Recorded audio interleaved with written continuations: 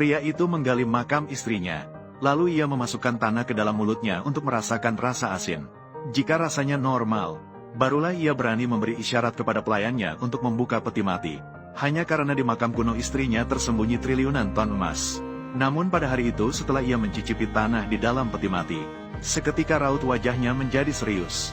Ketika ia mengangkat kepalanya sejenak, ia menemukan makam yang ditumbuhi rumput liar di depannya. Bahkan tidak ada namanya. Ketika ia melangkah maju untuk memeriksa dengan seksama, ia hanya melihat angka yang dimulai dengan 38 di sudut kiri bawah. Kemudian ia berdiri di atas makam dan memperhatikan Feng Shui. Ia semakin merasakan ketidaknyamanan yang kuat. Maka ia segera berkata kepada putranya. Ibunya mungkin sudah berubah menjadi mayat hidup.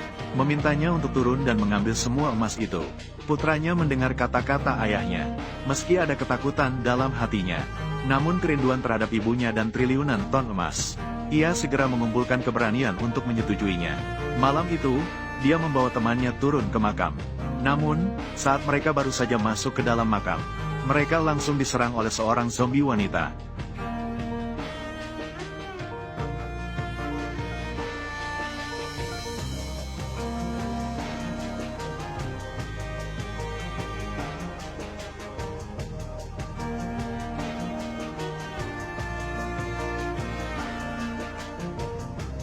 Tali.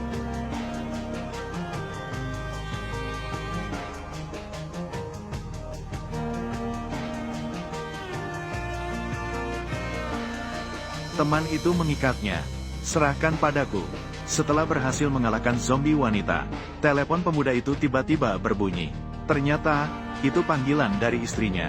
Untuk menjaga rahasia di sini, pemuda itu berbohong bahwa mereka sedang mendaki gunung. Tanpa mengetahui, istrinya saat itu sedang mengikuti acara penilaian barang antik tanpa sepengetahuannya. Sesuai dengan prosedur acara, sekelompok ahli mengikuti wanita itu ke rumahnya untuk menilai barang-barang tidak berharga ini. Namun, ahli yang disebut-sebut itu segera menekan pria itu di pintu. Alat spiritual zombie wanita itu terjatuh. Sementara itu, zombie wanita yang terkurung di dalam rumah mulai bergerak. Biarkan saya, sang kakek gemuk, melihat kompas. Apa bedanya dengan membaca buku langit?